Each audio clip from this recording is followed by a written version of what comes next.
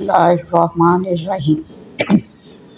میں ان دنوں چھٹیاں گزارنے اپنی پھپھو کے گھر گئی تھی۔ وہ فلیٹ میں رہائش پذیر تھی۔ ان فلیٹوں میں ایک فلیٹ آسیہ کا بھی تھا۔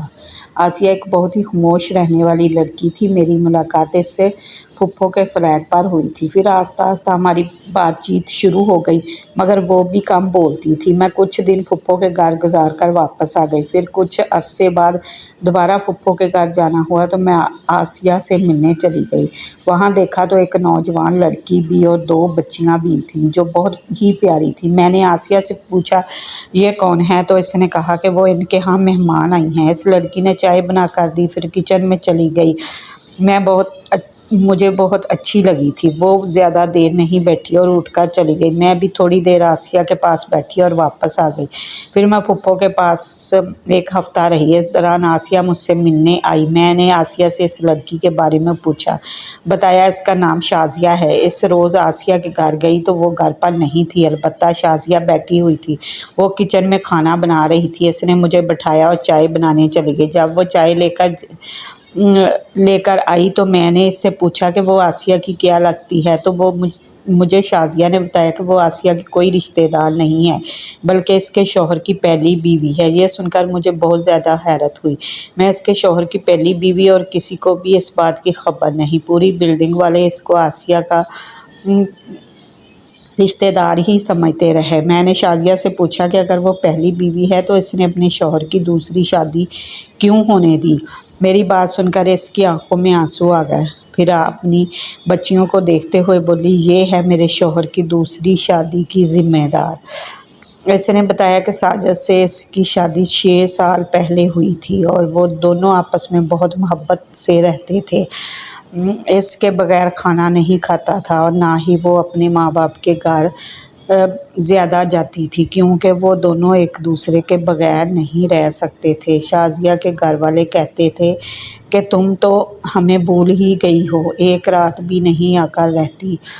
دن اسی طرح گزرتے گئے۔ پھر شازیہ نے ایک پیاری سی بیٹی کو جنم دیا، مگر ساجد کو زیادہ خوشی نہیں ہوئی۔ جب شازیہ کی ساس کو پتہ چلا کہ شازیہ نے بیٹی کو جنم دیا ہے تو وہ ان کے گھر آئیں اور شازیہ کو بہت باتیں سنائیں اور وہ فوراً ہی واپس چلی گئیں۔ دن اسی طرح ساجد کی بے رخی میں گزرتے گئے اور وہ ایک اور بچی کی ماں بن گئی۔ اس بار اس نے بیٹی کو جنم دیا اور اس بار ساجد نے اس کی بات تک نہیں کی اور ساس دیکھنے تک نہیں آئی۔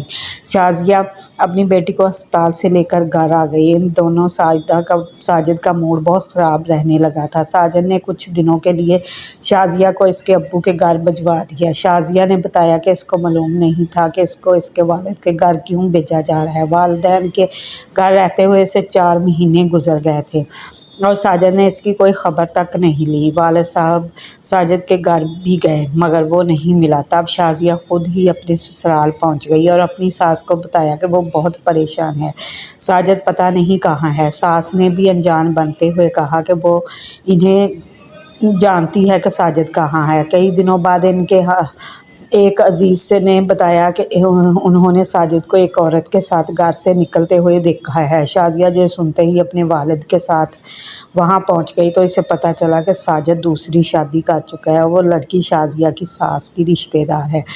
اس کی یہ شادی ساس نے کروائی ہے۔ یہ انہیں بیٹا چاہیے تھا، اس لیے شازیہ کو ساجد نے واپس بھیج دیا۔ شازیہ اپنی کہانی سناتی جا رہی تھی اور اس کے آنسو بہتے جا رہے تھے۔ میں نے پوچھا، پھر وہ ساجد کے پاس کس طرح آئی اور آج اس فلیٹ میں کیسے ہے؟ شازیہ نے بتایا کہ ساجد کی دوسری بیوی آسیہ سے بیٹا ہوا۔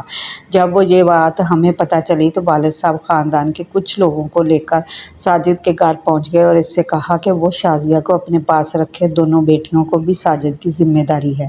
اس طرح ساجد نے اسے اپنے گھر میں رکھ لیا مگر اس کا رویہ شازیہ کے ساتھ اچھا نہیں ہے۔ شازیہ کو یقین نہیں آتا کہ یہ وہی ساجد ہے جو اس سے بے پناہ محبت کرتا تھا اور آج دفتر سے آ کر سیدھا اپنے کمرے میں چلا جاتا ہے دوسری بیوی کے پاس اور اس کی طرف دیکھتا بھی نہیں ہے، نہ ہی اس کی کسی ضرورت کو پورا کرتا ہے۔ اگر بیٹیاں اس کے پاس جائیں تو انہیں کمرے سے باہر نکال دیتا ہے۔ شازیہ نے بتایا کہ وہ میٹرک پاس ہے، کہیں جاب بھی نہیں کر سکتی۔ شازیہ کو تعلیم نہ حاصل کرنے کا بھی بہت افسوس تھا، اگر پڑھی لکھی ہوتی تو کہیں جاب کر لیتی، اپنی ضرورتیں پوری کر لیتی۔ اب آسیہ اس سے گھر کے سارے کام کرواتی ہے اور خود اپنے بیٹے کو سنبھالتی ہے۔ ساجد بھی اس آسیہ کی ہر بات مانتا ہے کیونکہ وہ بیٹے کی ماں ہے۔